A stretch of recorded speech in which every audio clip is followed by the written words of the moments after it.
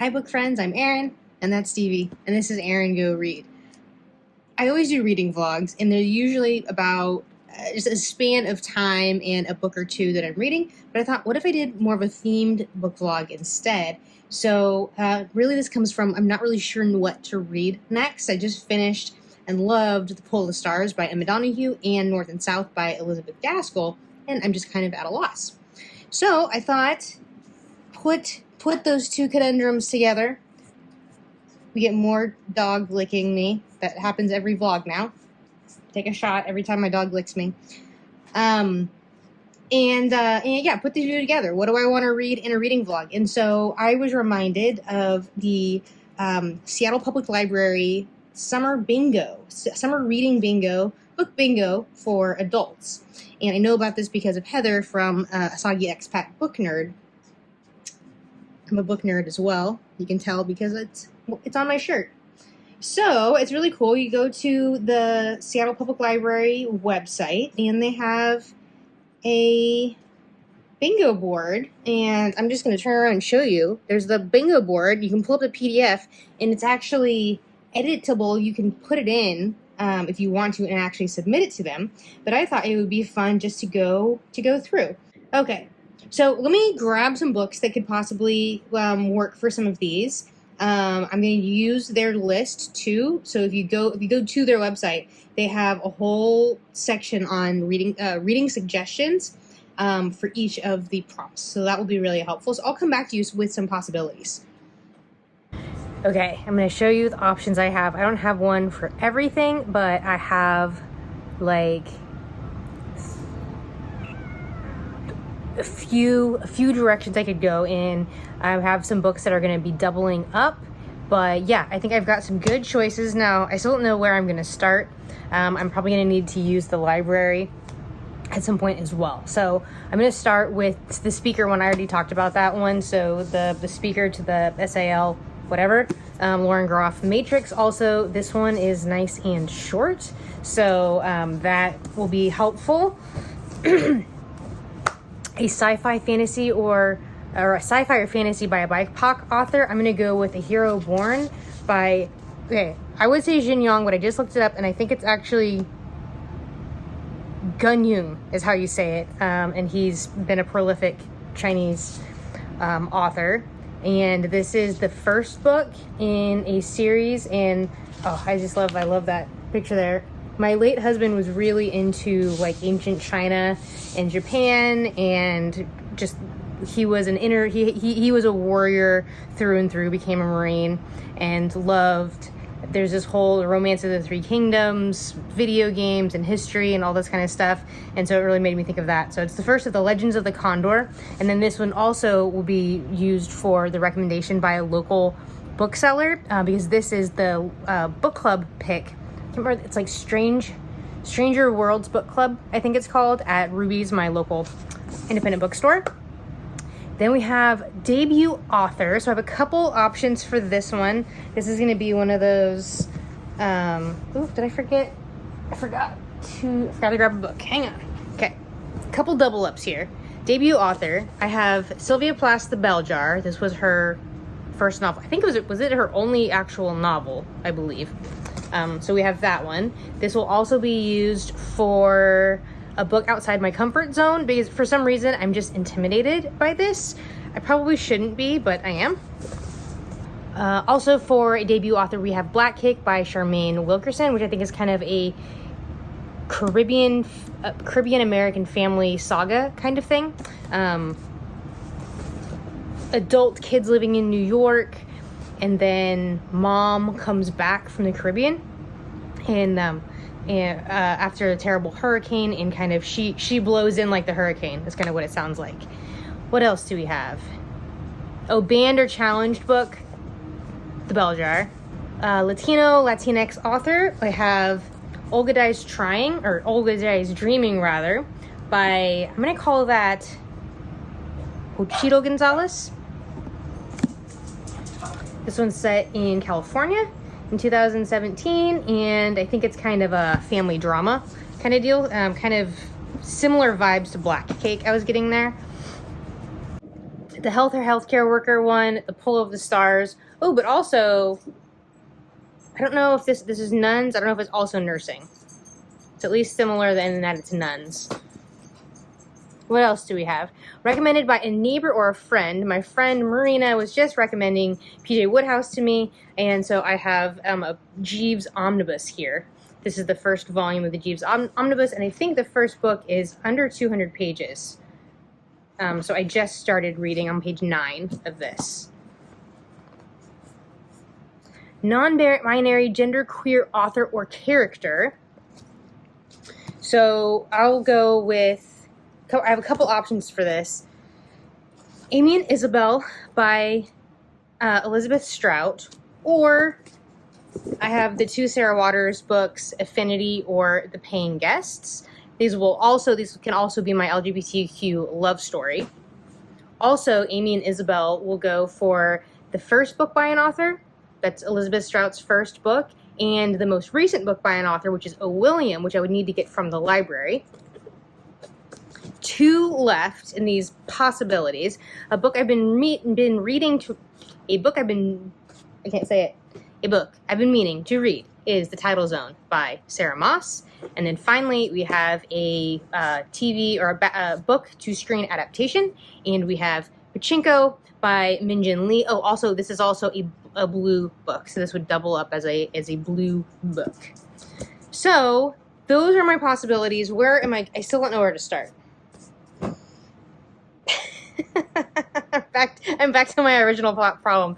Now I have a giant stack of books. I've made a mess, and I still don't know where to start.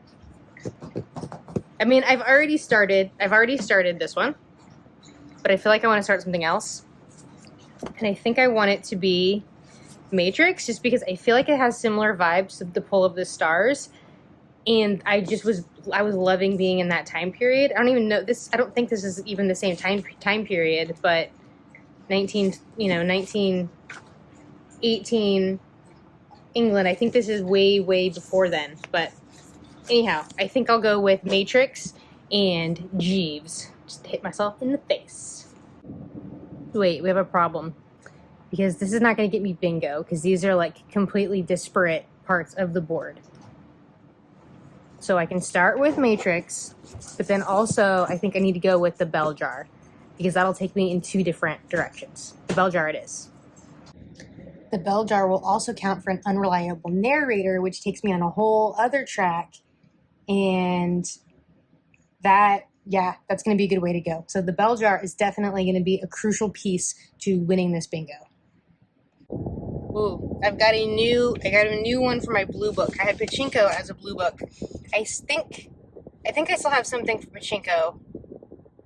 I think Pachinko was doubling up. But for Garb August, I have a Nora Roberts book, The Obsession, and this is blue. And so maybe I will use this as my blue book. It's a corner on the bingo board. It's an important one to have. So I can use it for Garb August and for the bingo board. I think that's going to be a good way to go.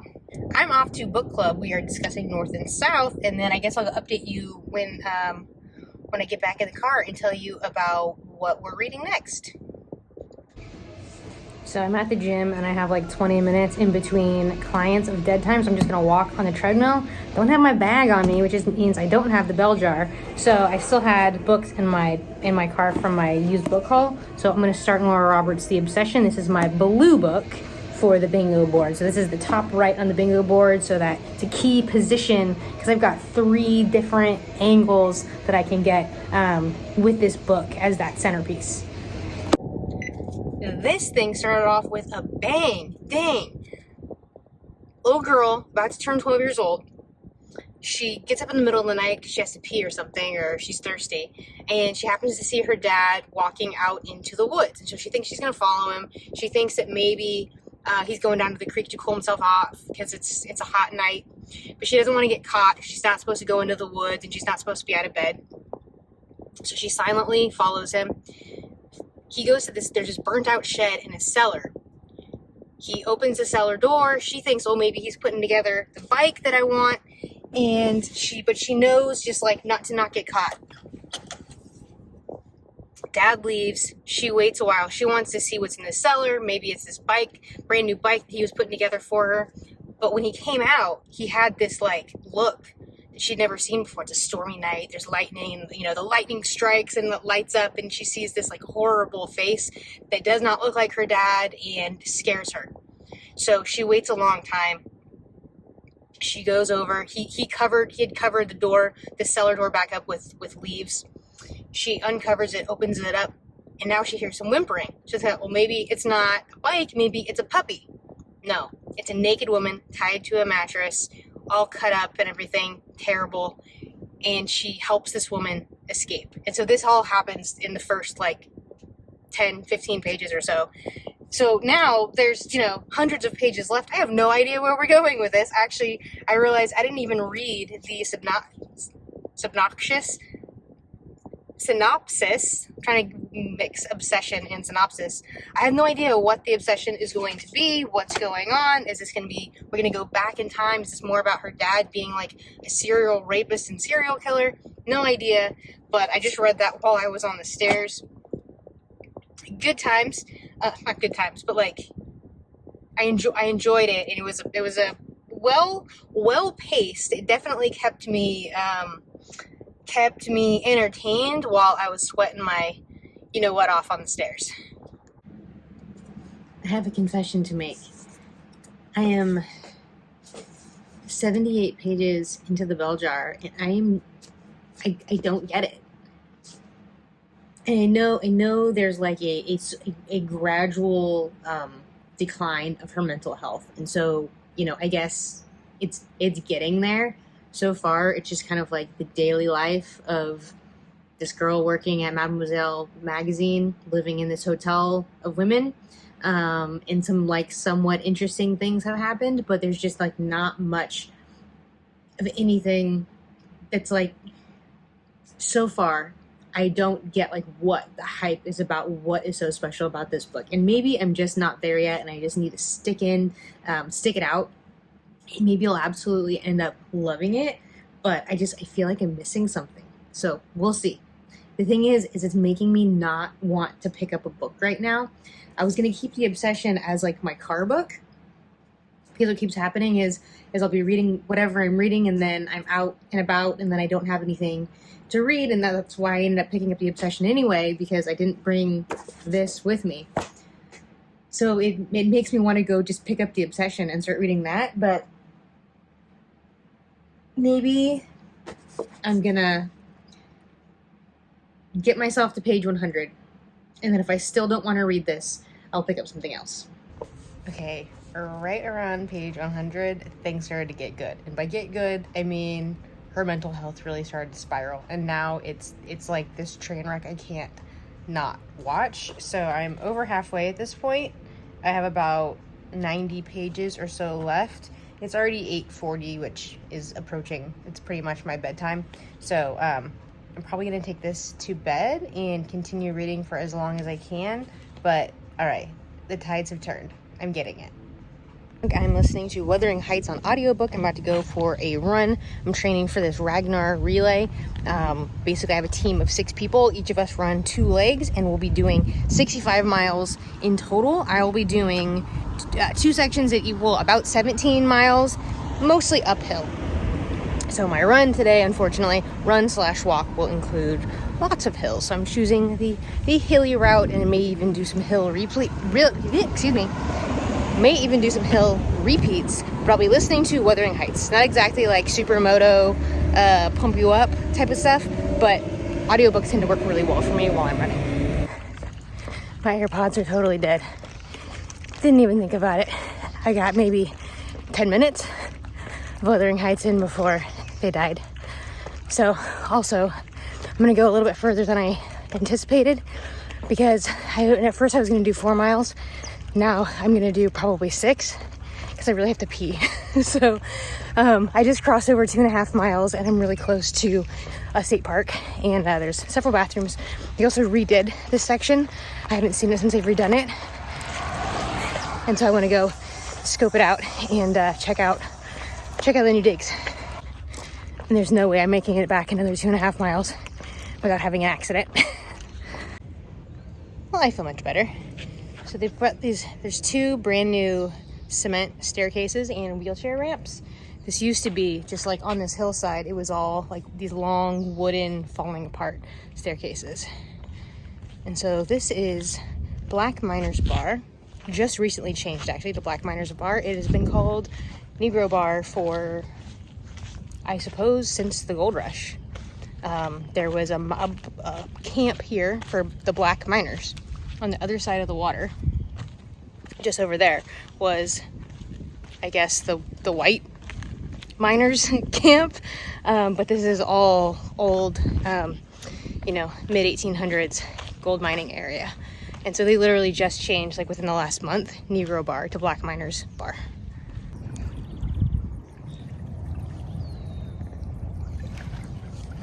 So that's the trail right here, right at the bottom of these bluffs here that I just came from. So kind of this corner right over here that's behind this foliage here, that's 2.5 miles exactly from my house. So it's a really nice little, just an amazing route that I have that I get to run this.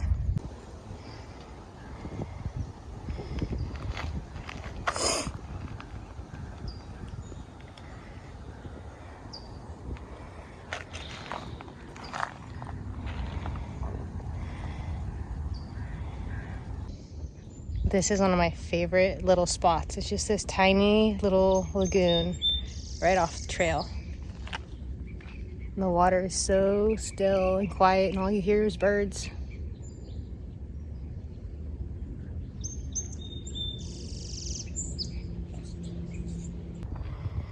Gotta come visit our favorite neighbors. Hey, buddy.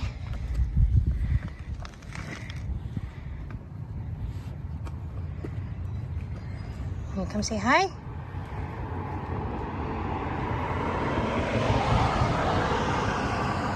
Can you get up there? You can do it.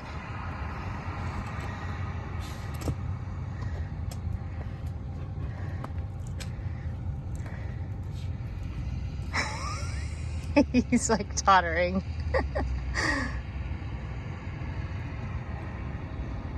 It's all right, dude.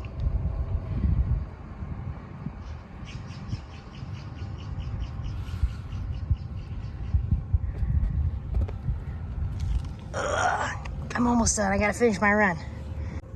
But if I stick my tortoises have lizard tongue.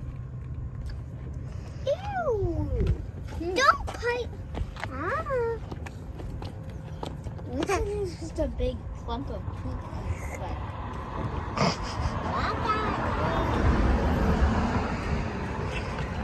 Hey, man. Stick his head out. Hi, Mr. Tortoise. Hi, Mr. Tortoise. Does he bite? Oh, I wouldn't stick my finger in his face to find out. I want to see how rough he feels. Oh, he's going good night. No, he's not. Oh, no, he's not. Hi. He's got like a turtle arms, but they're like still hands. Do you like me? He pretty likes me. You think so? He's looking at me. Stop looking at me. Stop looking at me. Oh, what are those rocks on his head? What are those? It's just his skin. And what are those horns on his back? Just the way his shell is made. It's like our bones inside, but it's outside of his body to protect him. And what are those? So he has no bones in his body? He has bones in his body, too. Look at me. Just like, how many bones are in the body? He did stick out his thing The right human on has the 206 bones. What? Don't know about a tortoise. What are you doing? That's me. Back. Oh, there's a big poop. Come over here. Come over here. Oh, there's a big poop there too. Oh, boy. Oh boy. So I went out and ran some errands today, and I had to visit the books. I happened to be right by Barnes & Noble, and so I had to go visit the books. And one of the prompts was for the Seattle bingo thing, is a local book recommendation. And so I kind of went along the store and just looked out for those cards until I found something that looked interesting. And so I have Open City by Teju Cole. He's a debut author, I believe. Oh no, literally looking at author of Every Day is for the Thief. One of the top 10 novels of the year according to Time and NPR. Never heard of this. It was the winner of the Hemingway or Penn Hemingway Award winner. So this is a haunting novel about identity, dislocation, and history. Teju Cole's Open City is profound work by an important new author who has much to say about the country and our world. Along the streets of Manhattan, a young Nigerian doctor named Julius wanders reflecting on his relationships, his recent breakup with his girlfriend, his present, his past. He encounters people from different cultures and classes who will provide insight on his journey, which takes him to Brussels, to the Nigeria of his youth, and into the most unrecognizable facets of his own soul.